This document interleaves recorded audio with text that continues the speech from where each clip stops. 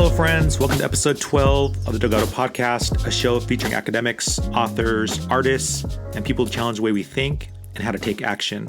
Today, we're honored to learn from Dr. Matthew J. Thomas about his latest book entitled Paul's Works of the Law, in the Perspective of Second Century Reception, which is a brilliantly researched book providing insights into how the second century church understood Paul's writings on the use of the law.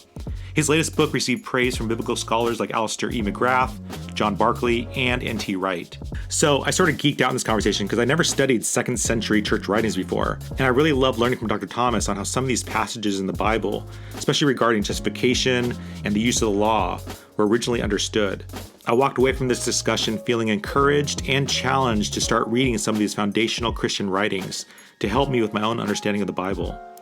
We actually talked for about 2 hours, so I edited this conversation down into 2 separate podcasts. So in this episode, Dr. Matthew Thomas discusses his spiritual journey into faith, his academic studies on Scripture and the early church, ways theologians have divided over pivotal issues of faith versus faithfulness, how reformers like Calvin and Luther diverged from early church fathers, and why second century writers can give us the clearest view of how these perplexing biblical passages are meant to be understood. Dr. Thomas earned his Ph.D. from Oxford University and serves as a professor of biblical studies at the Dominican School of Philosophy and Theology in Berkeley, and instructor in theology at Regent College in Vancouver. Here's our conversation.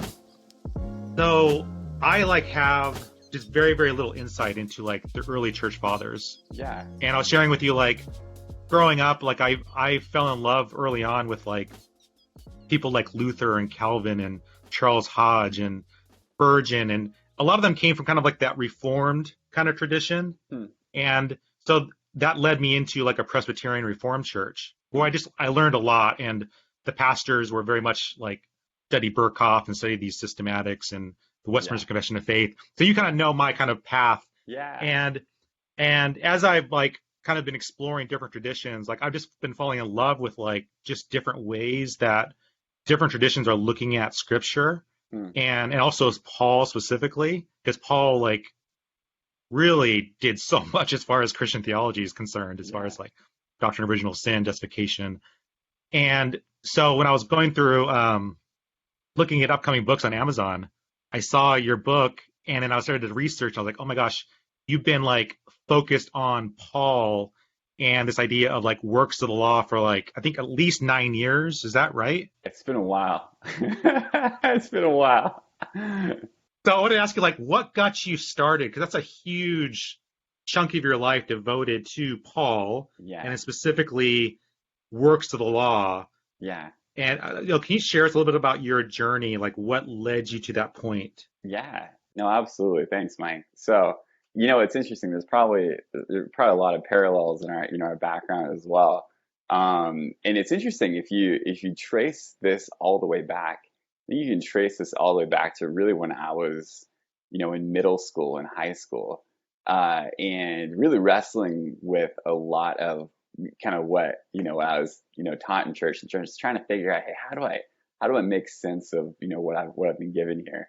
Because I wasn't from a Christian background originally, and the faith had a really big impact in my life. But I think the way that this sort of faith works paradigm was presented to me, so being justified by faith apart from works of the law, the way that was sort of if I was to give a summary statement of the way that was presented is, you go to heaven when you die. So that's sort of what justified means, because you believe this thing, so that's faith.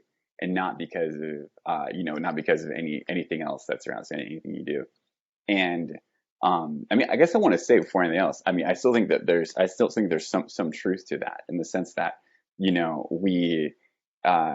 not like God goes and receives us into relationship with Him because we have some sort of pre-existing achievements or something like that. We arrive precisely as beggars to His mercy. And so there's something I could tell that was really right in that. And then I think what I found difficult was trying to figure out how you could go and map that paradigm onto the rest of Scripture.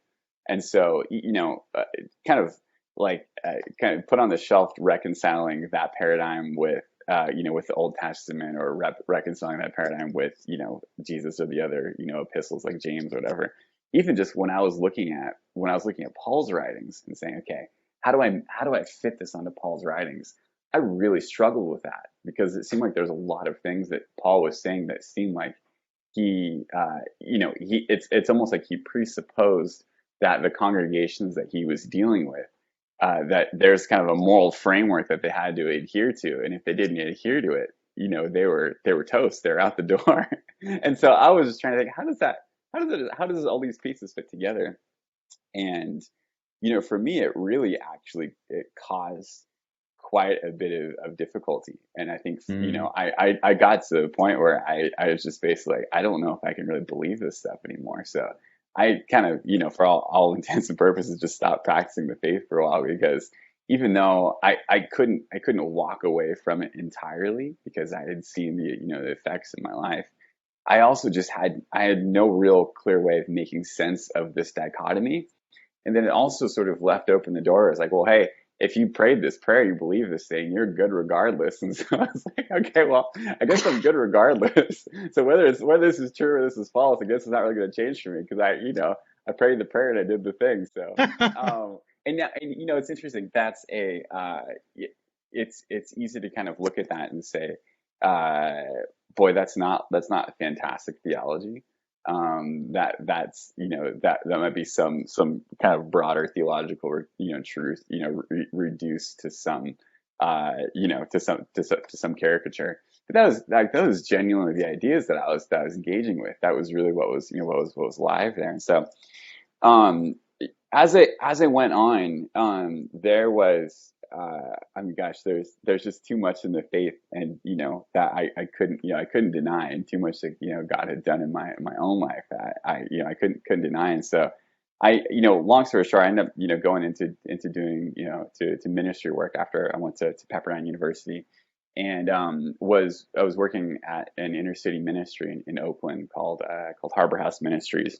I was running an after school program for kids there, which is great. And still, I mean, just some of the people in the world we're closest with. It's a fantastic ministry. And I had gotten into N.T. Wright's work and had heard he'd given this class called Romans in a Week at the Regent College. This is, I think, back in the 90s, maybe. Oh, wow. And it's one of the I think it's probably their most downloaded course they have over the decades. It's a really popular course. So I had come across this, and I heard this is a section he's talking about the word faith, and he says, yeah, translators aren't really sure what to do in this particular instance, because the word for faith, sopistis, is also the same word for faithfulness. And so we don't really know, do you translate this, faith of Christ, or faithfulness of Christ, or faith in Christ, or et cetera. And I remember I was driving a car at the time. I was driving to work, and like I almost needed to pull over and just sort of like take very deep breaths, because I was just thinking, like, as I was listening to this, all the theological paradigms that I had sort of inherited as a kid that I couldn't quite figure out, they just sort of all like turned to dust all at once. It's like, wait a second. If faith and faithfulness are the same word, then this can't be, Paul can't be giving this sort of strict kind of belief versus obedience or action category, because both of those terms are on the same side of this dichotomy that he's setting up. And so you can't be justified, by faithfulness and not faithfulness. It doesn't make any sense. And so if Paul then meant something, you could say, something more fully orbed when he said, when he used the word pistis, if he means something more than just kind of, belief in a cognitive kind of sense, and it includes our response, and includes a response of fidelity and loyalty to God, then what's he reacting against?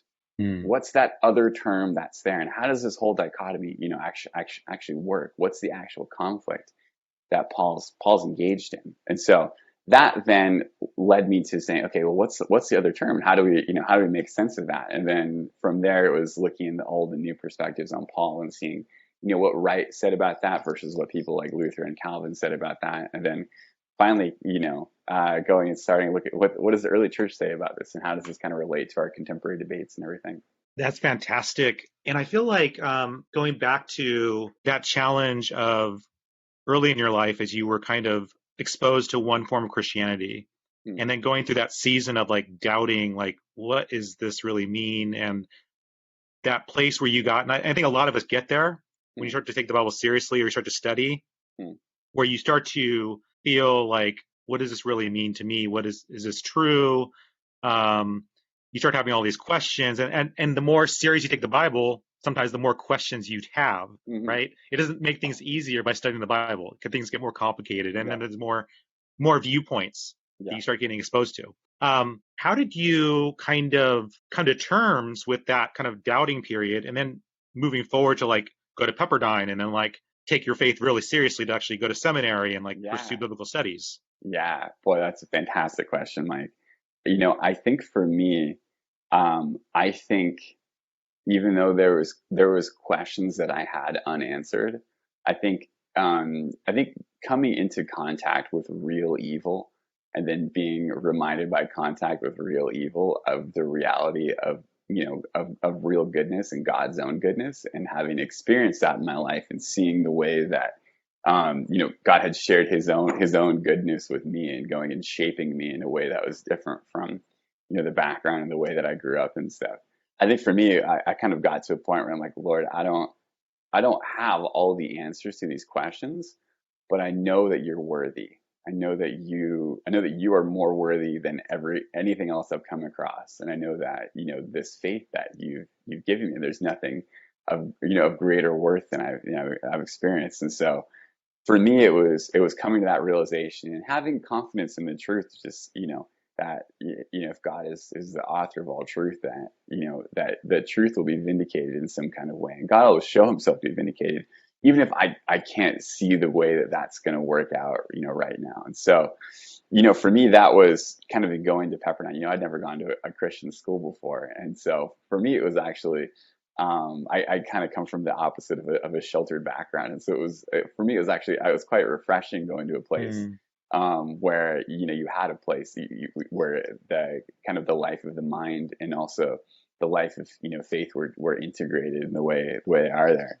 For me, it was a really, really beneficial place. And then, honestly, as far as ministry stuff, kind of any kind of scholarship things like that, that wasn't sort of my life plan. I didn't. If anything, growing up, I was kind of the more kind of skeptical, cynical kid, and I think as you allude to some of that, it was just like taking it seriously, asking hard questions there, and then not always really getting like serious answers to those questions.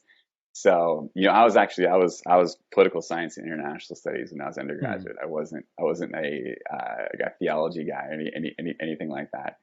And this is just before my senior year. I experienced a pretty dramatic call to ministry, and I'd started volunteering at that place, Harbor House. And I mean, that's kind of the only way I can say it, is there was a sort of a personal experience that repeated itself where I could sense that God was wanting me to go towards ministry stuff. And so I just tried to say yes to that, and suddenly had a whole bunch of things, open up where people said, "Hey, can you speak for this thing? Can you be the ministry person for this?" And I'm like, you realize I have zero credentials to do anything, right? And they're like, "Yeah, that's fine. Just come and do it." So that was how I got started. And then, yeah, it was just kind of I guess you could say, just sort of walking in faith, where it's like I know that I've seen these things to be true.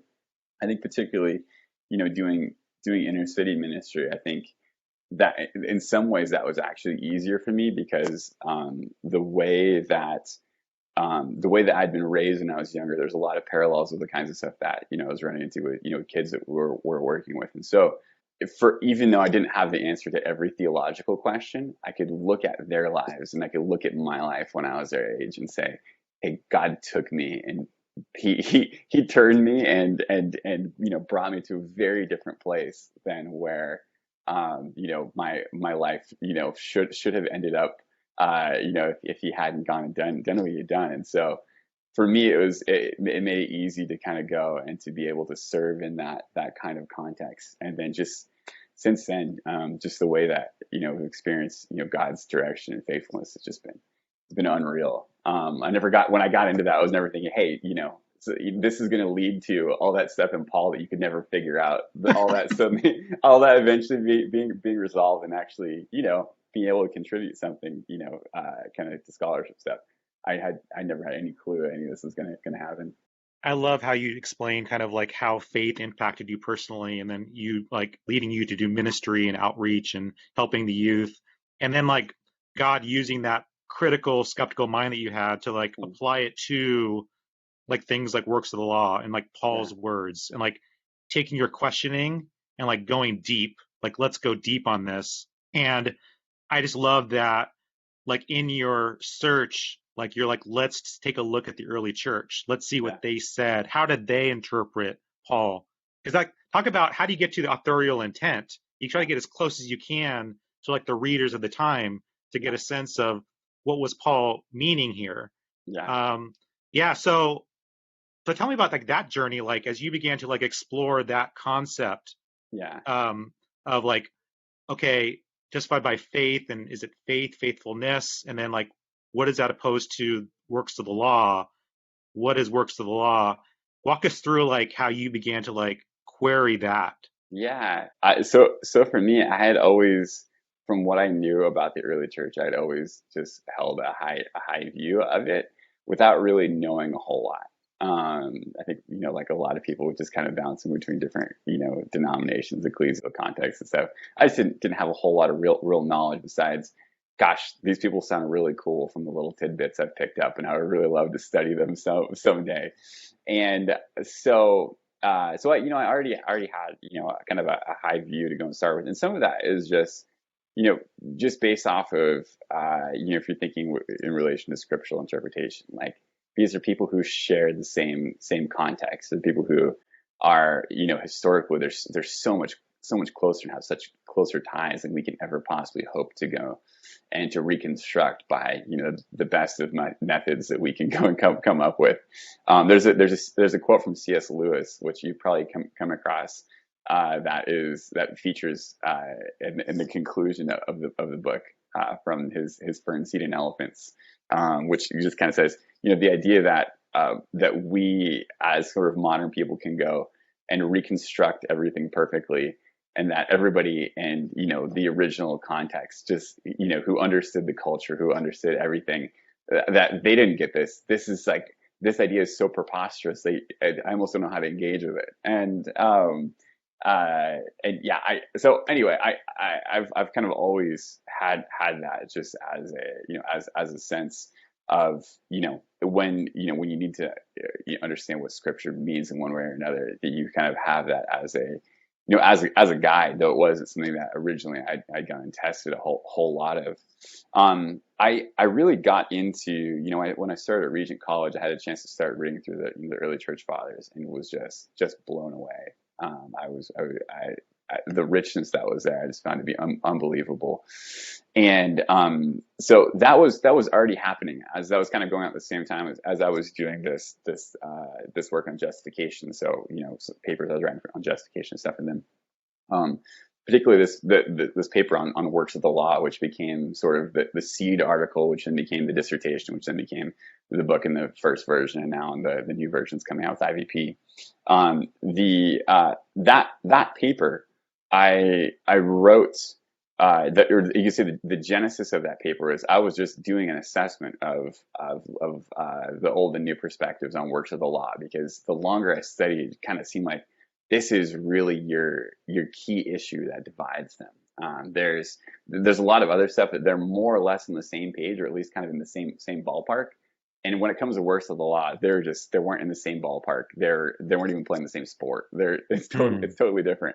And so that was what I was trying to reconcile. And I was just trying to write a paper to reconcile on a pure kind of exegetical basis. But I was reading John Calvin's commentary on Romans. And I was just in the Regent Library looking through it, and I had read a lot of Calvin the semester previously for J.I. Packer. So I'd gotten really used to the way that he goes and writes, and just rhetorically the way that he goes and operates. And so I got to the section I was looking at in Romans 3:20, and he says, It is a matter of doubt, even amongst the learned, what the works of the law mean. And then he goes, which I thought, well, that's a really interesting admission. And then he goes and he says, the addition of law induced, Chrysostom, Origen, Jerome to think this is referring to, the ceremonies of the Mosaic law. And then he goes and he proceeds to say, I'm aware that St. Augustine has a different position from what I'm saying too. And then he kind of says, hey, all these guys are wrong. And then he sort of goes and proceeds. And I'm just thinking, like, this is really interesting. Yeah. Because Calvin really, I don't know if you had a chance to read, a lot of Calvin, he loves bringing the church fathers with him. He loves, specifically Augustine, but Chrysostom, any of these guys, he loves to go in any disputed matter. He always goes and brings them along. He says, well, Chrysostom agrees with me here, or, where I'm saying the same thing that, Augustine says. And so that's just a commonplace across his writings, and especially when there's a lot at stake. And here I'm looking at this and thinking, like, this seems like this is the place where everything is at stake. Right, right. Not like every single thing in the whole universe, but as I'm going through his debates, like, wow, it seems like this is your kind of key hinge thing. And he doesn't cite anybody who has the position that he has. I thought, this is really odd. I was just standing there looking. I wonder if you looked in the early church and you looked at what they thought about works of the law. I wonder how they interpreted this. And I wonder, if you looked and said, I wonder how that would actually relate to what we're calling the old and new perspectives on Paul, because here is, Calvin, who, we're thinking is this old perspective guy. But when he's looking at the really old interpreters, he's saying they're all wrong. And he doesn't cite anybody that he says is right. He says they're all wrong. And that's just, it's uncharacteristic for him. So that was the big surprise, was going and looking in these early interpreters and finding that so much of what they say sounds similar to folks like N.T. Wright and what we call the new perspective on Paul. So we have this funny debate where we're calling one side the new perspective, the other side the old perspective, and the whole thing is kind of standing on its head. So anyways, that's some of how I first got into this. So it was a credit to Calvin and a credit to Dr. Packer for having us read lots of him. Well, and I love, like, again, like, your critical mind, like, you read that, and a lot of us might just skip over, like, okay, Calvin didn't know, he just moving on. But you're like, oh no, actually this is interesting, and you're like digging in, going, wow, Calvin's like going against like the church fathers who he quotes all the time, like Augustine. Like, he loves Augustine. He's always like referring back to Augustine, and now he's like challenging Augustine's thoughts here. And kind of going alone, which is like dangerous territory for any of us when we kind of go alone. Because what if we're wrong, especially on a pivotal point like works of law versus faith, like what's actually being meant here? That's always the I don't know, the dangerous territory that I feel like I get into sometimes, especially as like Protestant. Like, I'm like reading the Bible by myself. I have commentaries that I'm referring to in study Bibles, but I feel like many times, like, I'm like, what if I'm getting this wrong, right? What if I'm getting this wrong? Because I'm reading it for myself, and I'm referring to, and we get into trouble too, like if we're all reading different commentaries, different Bible study tools that maybe contradict each other.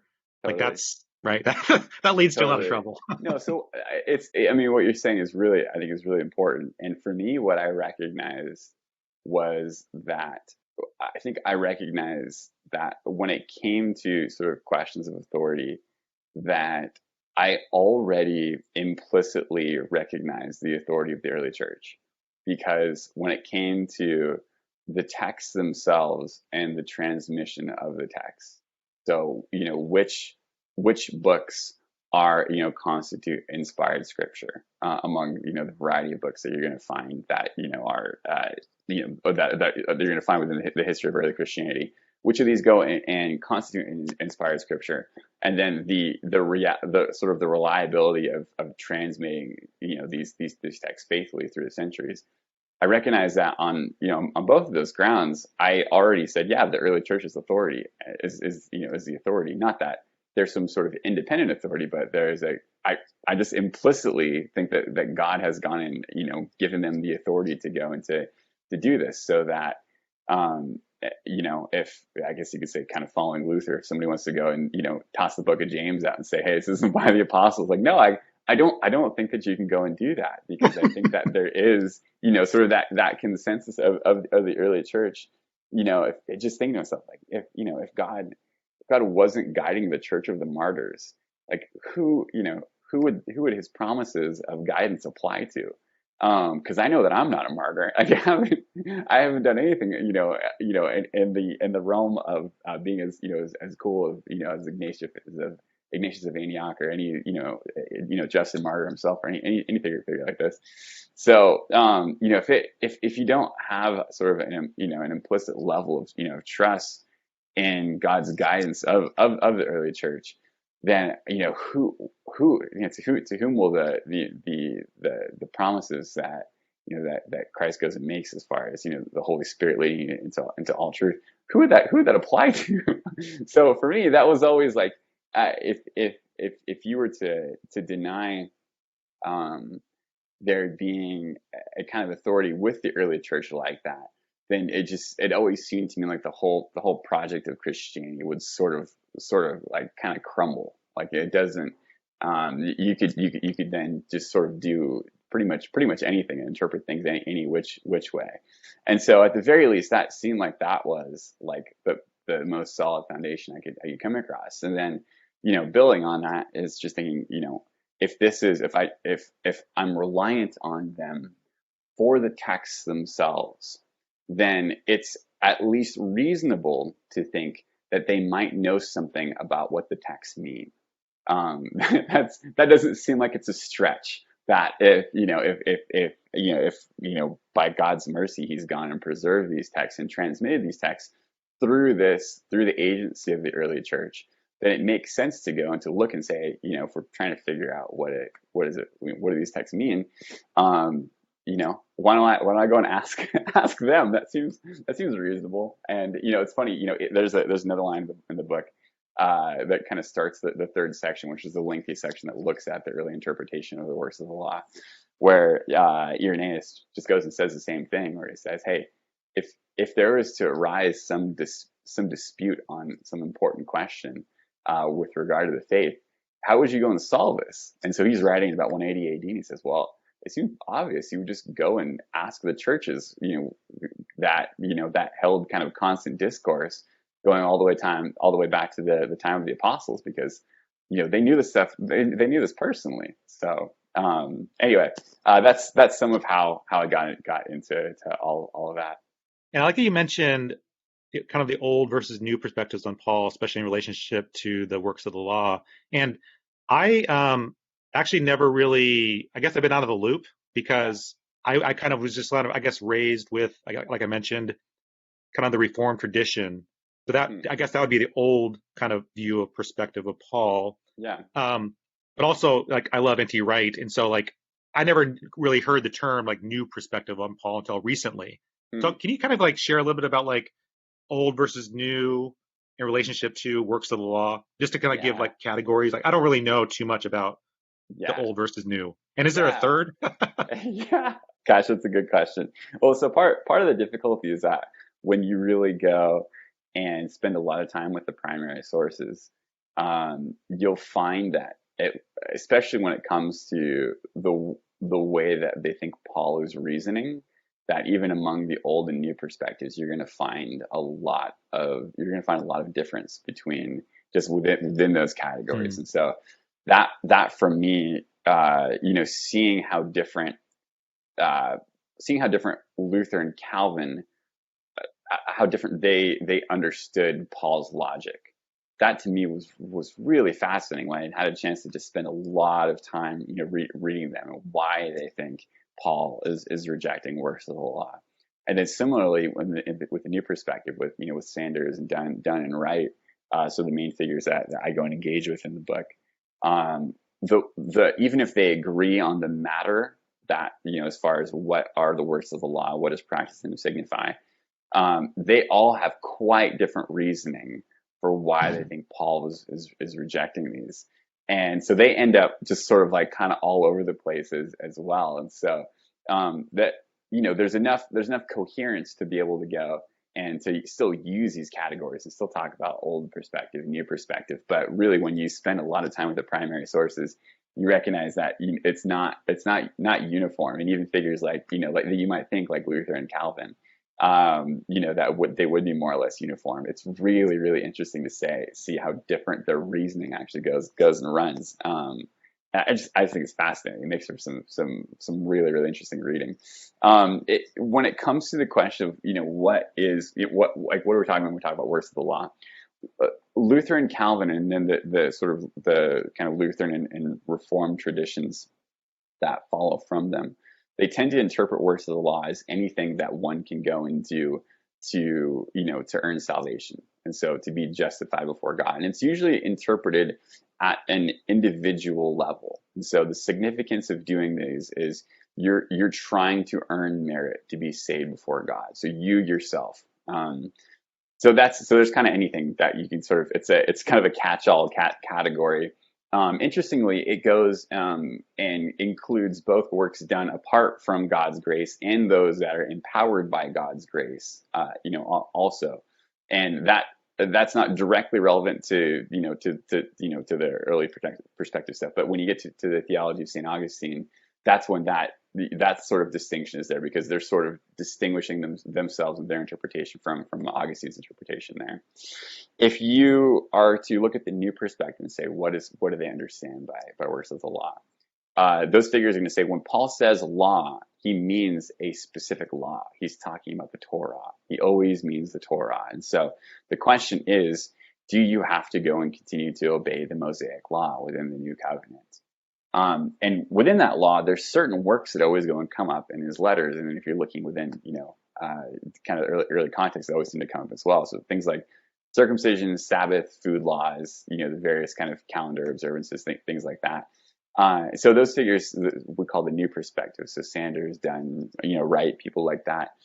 They identify this and say, these are the works of the law that Paul is talking about. And when you're practicing these things, you are not going and trying to earn merit on an individual level. So you're not trying to say, how many points do I get for circumcision? Because I need 10 points to be saved.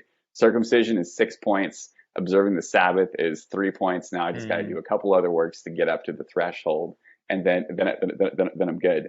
It doesn't carry an individual significance like that. It carries a communal significance. So when you're circumcised, it's not like there's some sort of merit sticker with points attached to it. What happens is you become part of the Jewish nation. You become part of the Jewish covenant. And similarly with this, Sabbath keeping, food laws, you're part of the Jewish nation when you go and you do these things. And so it has a communal rather than an individual significance. And the way that the logic runs is that why is that significant? Well, because the Jews are the people of God. And so, if you are, the idea is that salvation is thought of as, being tied in with, with the Jewish people. So all these Gentiles are flocking in now. That's great, but the Jews are God's people, and we still have the Mosaic covenant, and they kind of have to be grafted into the Mosaic covenant, and the nation that kind of the Mosaic covenant gives rise to. And so, because of that, they need to go into, get circumcised, obey the Sabbath and, the food laws and all the things that go and make you a Jew and separated from all the rest of the nations. And so within that new perspective, to understand, Paul's reason is basically like, no, that's not the case. Because God is the God of all people. And so if you think of, Romans 3, 27, 28, 29, for we reckon that a man is justified by faith apart from works of the law. Or is God the God of the Jews only? Is he not also the God of the Gentiles? Yes, he is God of the Gentiles. For there's one God who justifies, the faith, justifies the uncircumcised by faith and the circumcised by faith. So it kind of goes on from there. So they look at that and say that's the key issue. It's the Jew-Gentile question. And the question is, do Gentiles within the period of the new covenant have to become Jews in order to actually go and receive God's grace? And that's what Paul is reacting against and rejecting works of the law. So that's some of what's going on with this particular debate. Interesting. And you mentioned that Luther Calvin differed from Augustine. So is there a third point of view? I mean, obviously you're saying there's lots of other points of view within these perspectives. Yeah. So I've I've had a chance to spend a lot of time with Augustine on this question, which is really enjoyable. And you'll see, I have there's towards the end of the book, there's a very lengthy Augustine footnote on this, and the way that he goes and he uses what I call the early perspective tradition, the way that he appropriates that, and then in a sense goes and transposes that in the context of the Pelagian controversy. So Pelagius, he's arguing back and forth about, the nature of salvation, everything like that. And it's interesting because you have a debate which is, which is originally between sort of, Jews and Gentiles, or, kind of Gentile Christians, or a mixed body of Christians versus Jews on the other side. And so you have that debate, and then when in Augustine's context, it's transposed into a debate about salvation between just Christians. So when he's engaging these texts versus Pelagius, the Jewish question has sort of fallen out of sight, and it's sort of transposed into a new debate. And so the debate with Pelagius becomes, are there, and some of this is hard because with Pelagius, when we're trying to reconstruct his views, it's notoriously difficult, because on the one hand, Pelagius doesn't always seem like he is represented in the most fair and accurate way. It's usually, most of what we have is preserved by the people who disagreed with him. But then he also seems to be a bit slippery, which is interesting historically, how it seems like Augustine is, frustrated by this. He'll be on trial in the East, and they'll go and they'll ask him a question, and he'll be like, oh yeah, I believe that, that's fine, or I'll go and I'll condemn that proposition. And Augustine, way out and like, no, he doesn't actually believe that. What's wrong with you guys? How could you let him off with this way? And so it's really interesting. But what it seems as though what it comes down to is that Pelagius wants to go and have the door open for there being works that we can do that justify us apart from God's grace. And that's really what Augustine is wanting to go and shut the door to. He's wanting to go and shut the door to the idea that anything that we do apart from God's grace can be justifying before God. Now, whether we consider that in the sense of, meriting forgiveness, or going and, God actually making us righteous through these things, kind of table that question as far as what we actually mean about the nature of justification there. Augustine, the thing he's really trying to do there is to close the door on Pelagius, that anything that we do, apart from God's, sanctifying grace in our lives, could go and merit the grace of salvation. And so the way that he looks at this dichotomy is he kind of looks at the works of the law as anything done apart from God's grace. And then he goes and he contrasts that, with faith or works of faith. And that's anything that's done that's empowered by God's grace. So then it's interesting for Augustine, you can still have works be justifying, but they have to be works done that are empowered by God's grace, because otherwise they don't. There's no merit there, and there's nothing that we can do apart from His grace to be able to do anything that actually is avails anything before God. It's interesting how, and if this is too much inside baseball for you, feel free to. This is fantastic. I'm just taking notes here, and I'm separating apart from God's grace versus empowered by God's grace. I'm just having these two categories. Yeah, it's really interesting. And so the way that he goes and conceives of that, he kind of transposes it into this new context. Now, there's two things to say on this. One is that when it comes to sort of the Augustinian perspective in relation to what you would call the early perspectives, they're still broadly compatible in that it's not like the early perspectives are saying, hey, all these works done apart from God's grace are meritorious. It just locates the particular debate in the context of the Jew-Gentile issue that Paul is talking about in Romans and Galatians. And so it's pretty easy to go and to regard them as compatible, and to understand them as sort of mutually going, holding together a theological reality.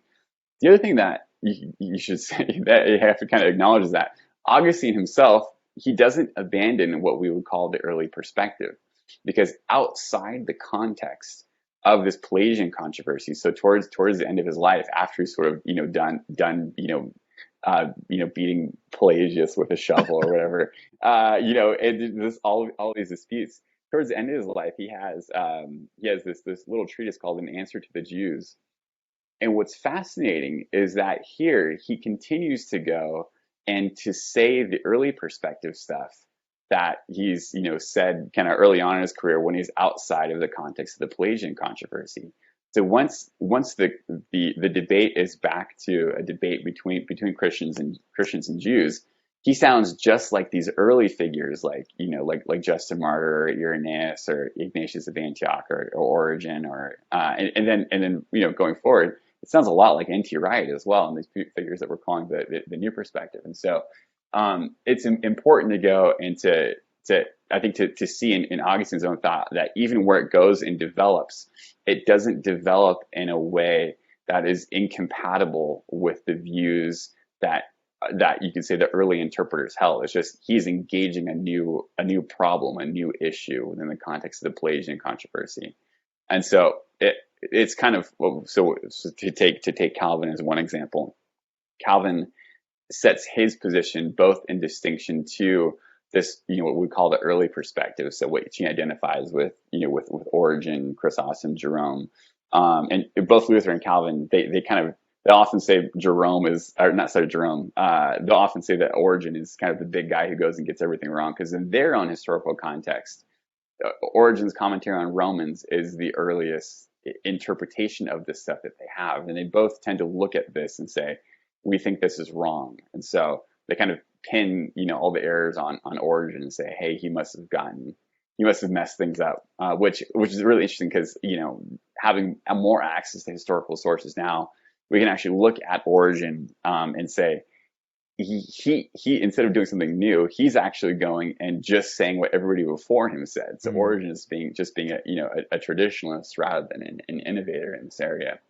The second thing is, so that's the early position that Calvin is kind of putting his own view and distinction towards. And then the second one is the Augustinian one. And that one as well, he wants to go and to say his view is distinct from. And so the idea that the works done that are, empowered by God's grace, that those are justifying in some kinds of way. That's Calvin looks at it and says, I don't agree with that either. So anyway, I hope that's not too much inside baseball for you, but. Well, I got to, the good thing about a podcast, I can re-listen and pause to think through everything you just said, because there was a lot to take in. But it's interesting too, like kind of the dynamic nature of interpretation on this, like as different people were looking at these texts, and even like the boldness and radical ideas of Calvin just going against Augustine, right? Like, yeah, the dynamic nature of that is very fascinating. Yeah, and I think the goal, like you're saying, is like, how do we get to like as close to the source as possible? Yeah, because if we can get to the source, like authorial intent, like what was actually meant and how it was perceived and understood by the churches, that's as close as we could possibly understand what Paul really meant. Yeah. Because the trouble that I get into too is like, when we have our own kind of theological framework and whatever tradition we're part of, that kind of paints the picture and how I'm now reading that text, versus like when you read the Bible critically, you're really trying to get to what was Paul actually saying here. Let me try to put this theological framework aside and just really look at that particular, what was being said by Paul. Yeah, absolutely. And so for me, you'll find in this book, I've done a lot of work in, not a lot of work. I haven't done a lot of work. I've built a lot on the work of Marcus Bachmiel, who is he's the chair of scripture over in Oxford, and he does really, really good work in some of his books. So Seeing the Word is one of them, probably the easiest introduction to the kind of methodologically the kinds of stuff that he does. He's done a lot of really good work in showing how you can use early tradition as a historical guide and as a witness to the historical realities that are, that the texts go and, give witness to. We're going to pause right here, and we'll continue our conversation with Dr. Matthew Thomas next time, where he shares insights by early church fathers like Irenaeus and Justin Martyr. He also discusses how early church writings can help Christians understand their foundational theological identity. And then he shares a detailed explanation on what Paul means by works of the law. So that's next time. So that leads us to this episode's question. Dr. Thomas talked about how he struggled with understanding some of Paul's writings and the debate among Bible scholars. He talked about the importance of going to early church writings to help with interpretation. So my question is, what do you think about reading the early church writings to help with interpretation? Do you think it could help you? Let me know by messaging me on Instagram, TikTok, or Twitter at Delgado Podcast. And if you found this podcast helpful in any way, please let me know by rating this show on iTunes and or leaving a comment. Your vote can help this show get more visibility. Thank you so much, take care, and we'll chat more next time.